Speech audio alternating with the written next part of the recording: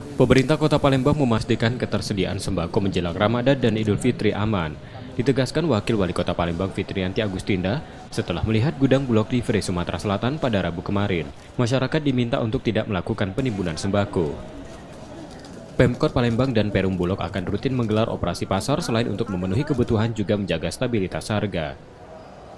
Pada prinsipnya sampai dengan akhir tahun kondisinya aman, relatif aman, masyarakat tidak perlu cemas, tidak perlu khawatir. Segala usaha tengah kami lakukan, termasuk kita melaksanakan kegiatan misalnya kita datangi gudang-gudang ya, terutama untuk masalah minyak ya. Tolong warga masyarakat tidak usah panik, tidak usah memborong berlebih-lebihan.